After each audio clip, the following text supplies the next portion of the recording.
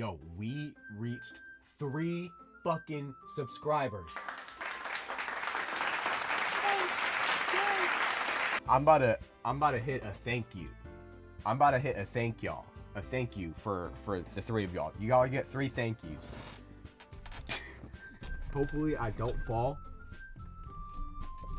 Oh my fucking god. Thank you. Thank you. Thank you. Why do I have a track on here called BB Rexa? She was gonna be the one, yeah, be the one for me. But he ended up liking alcohol more than this pussy. Where the fuck? I don't think I've ever had like an artist not drop for a long time and actually get withdrawal symptoms like I have with Brakence. Like, I'm starting to understand Frank Ocean fans now. Like, I do think I get it. I think I get it, and I'm sorry for making fun of you Frank Ocean fans. Maybe not. If you don't know who Brakence is, he is a glitch pop artist. One of the best, if not the best. Is it crazy to say that? I don't think it is. If you've heard his music, or if you've heard any glitchcore music in the last, like, what, 5 years, you have definitely heard Brakence's influence in those tracks. As we all know, the last time this man dropped was in 2022, and since then,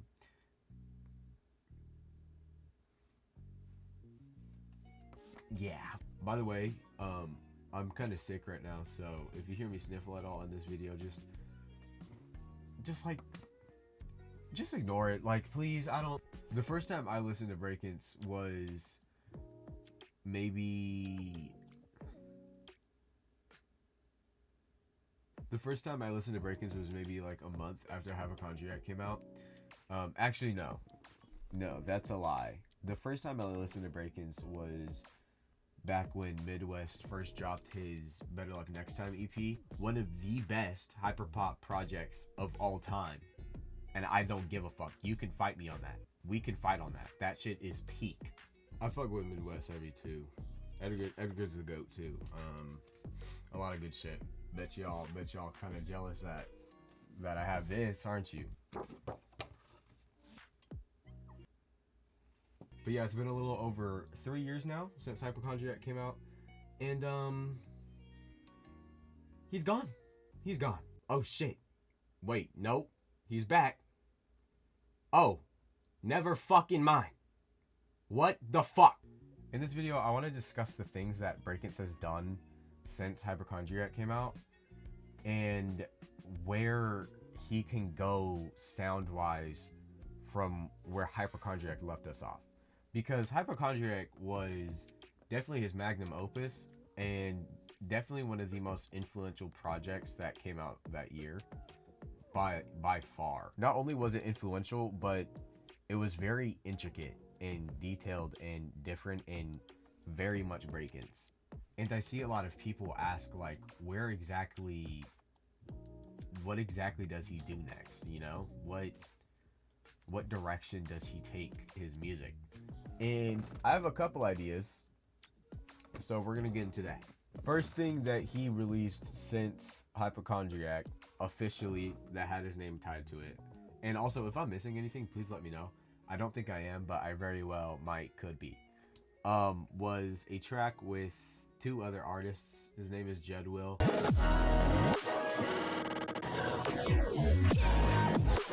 You can hear his influence in it. You can hear his touches, his guitar, his voice, I think, at one point, unless that's login. It might be login. I don't know.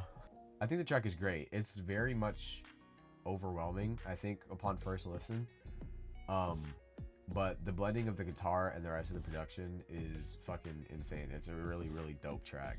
Second thing that he was a part of that officially released was his collab with Quadeca.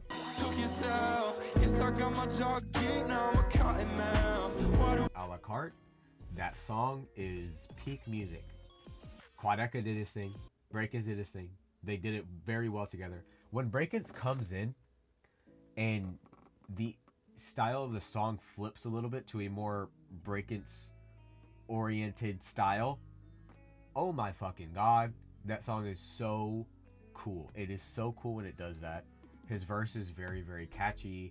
His vocals are very, very nice on like Quadeca style production.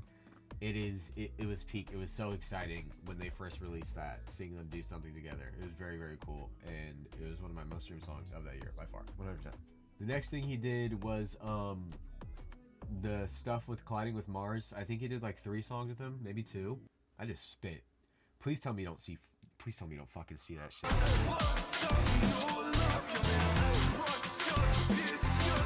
But yeah, these ones I'm less sold on. And I think it's just because Colliding with Mars sounds a bit more like amateur production, and like that's not a bad thing. It's just, and maybe I'm wrong. Maybe he's been in here for a while, but some of the mixing and the melodies and the vocals in the songs, I'm not the biggest fan of.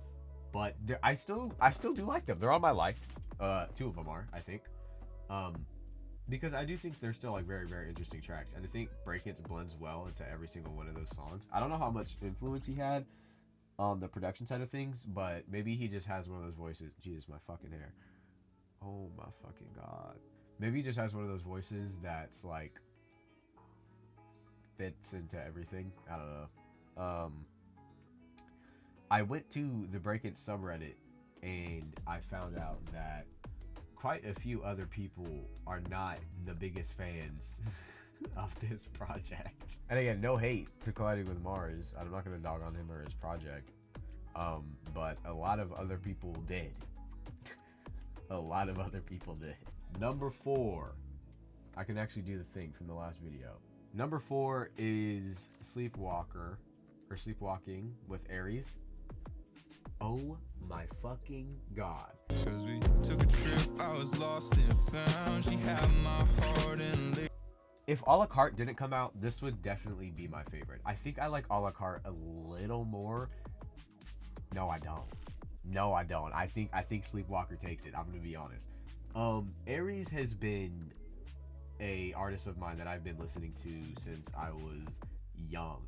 Since Welcome Home first came out. Which isn't that long ago, 2019, but I'm 19 now. So I was 14, 15 when that came out, and I've loved his music since I first listened to it. And to see an artist that was very responsible for my early teens and an artist that is very responsible for my older teens was very, very fucking cool to see exist. They both sound great on the track. Aries, his vocals are just getting better with every single new thing that he puts out. I wish he released more too. I know he was kind of edging his fans with Snake Eyes, and then Cabin Fever before the Glass Jaw thing came out. Album. My bad. Yeah, Brakence did fucking amazing on that too. I loved his verse so much, and the way they go back and forth at the end of the song. Back the fuck up. Peak. It's so good. It's so good. It is my favorite out of everything that he's done so far. And that's it. We've gotten 4 involvements. I guess technically like what, 6 with the Colliding with Mars stuff. In the past 3 years. And it sucks. I'm not gonna lie, it sucks because none of them are like solo Brakence. I don't know exactly when he plans on returning. That kind of speculation never really works when you don't have anything to work off of. And Brakence is a pretty private guy.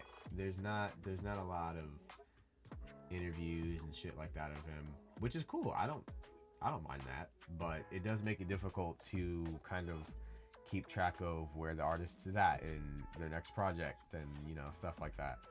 So, well, actually, I made a joke about it at the beginning of the video, but he did release something on his YouTube and then just took it off immediately after. If you're wondering what it was like some MIDI string that was like 30 seconds long, and it was up for like 2 seconds. So did he mean to post that? I'm not gonna say yes, but how the fuck do you accidentally upload a YouTube video? You know, like, so Are we doing some teasing, or like, what the fuck is going on? Brakence's style is very unique to him, and it is a very, very detailed, ear candy style of producing.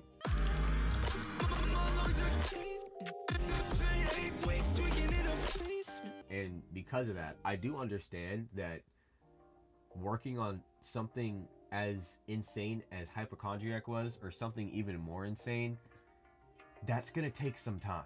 And 3 years actually isn't that much when you think, or when you remember that he's been working on this project since like what? Or since... There have been a few leaks. And I'm not too, like, not that I'm uncomfortable discussing leaks, but it gets to the point where I kind of feel like I'm invading on an artist's privacy, and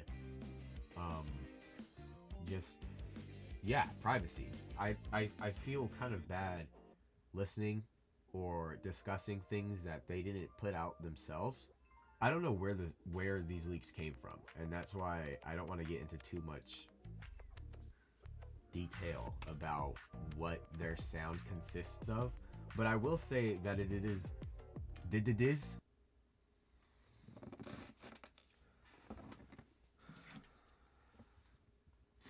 I need you to help me, bro. Oh, let's break it down! I will say that it is a very different sound. It's more instrumental, like, as in, like, not electronic, not MIDI, at least from what I heard. And if I remember wrong, then shoot me in the head, or whatever the fuck you gonna do. It's a lot more guitar focused, and its melodies are so much more melodramatic and experimental than what we heard in Hypochondriac. Because Hypochondriac had some really, like, catchy, poppy melodies in it, and I eat them all up. I fucking love them all. But these leaks seem like either outtakes, or they're going... These leaks either seem like outtakes, or they're telling that Brakence is moving in a very, very, very different direction with his sound, which... That's all good with me, bro. Don't be filming me, brother. This is just an off thing, but my fucking chair, bro. You heard it in the last video. This is a bit of a one-off thing to say, but Gene Dawson, one of my top 3 favorite artists of all time, back in like 2020 something, tweeted Gene Dawson x Brakence, and I busted, and then the bus went back. Okay, maybe I shouldn't say that. Nothing came of it. Nothing. There has been nothing, or so I thought, until another leak came out. And yeah, I don't know why. And it's not even like, I don't get upset with other people discussing or speculating leaks. It's just like me personally, like I don't know, but it was a pretty, like, it was a very demo track. You can tell it was a demo track, but it was really, really cool to hear both of them work on it regardless. I have no doubt that Randy is working on something. I genuinely believe that 100%. I think that guy is too talented to not be doing something right now. And obviously Hypochondriac did tackle his struggles with creating and where that puts him mentally at times. And so it makes sense that the brother is taking some time to come up with something. And so I don't think it's ridiculous to say that maybe we'll see something this year, but I also don't think it's ridiculous to say that we won't. I think he's gonna come back when he has something that he sees as presentable enough to us. And to be honest, I don't want him to come back until then. I want whatever he releases to be something that he's proud of, because that means we're getting the best music from him possible, right? I know you never great looks, still feel like a 5. I heard someone say that was a reference to Anthony Fantano's score of Hypochondriac, which, if it was, banger bar, bro. The double entendre. Entendre. But yes, that man is probably living his life right now. He's probably working. He's not done making music. People, oh my fucking god, don't get me started on the Reddit, bro. He's eradicated. I really don't think he's coming back. Ever. Fuck you. But yes, we do know that he still has a passion for music, as we've seen with his collaborations with other artists. And that itself is reassuring enough to me to know that he's still interested in making stuff and that we're likely going to see something from him in the future. That's about it for this video. I just wanted to let some of my thoughts out on the whereabouts of one of my favorite artists, one of the most influential artists in the glitchcore hyperpop community. If you're watching this, share your experience with Brakence and where you think he's at and what you think he might be doing in the future. Cause I don't know, fuck it.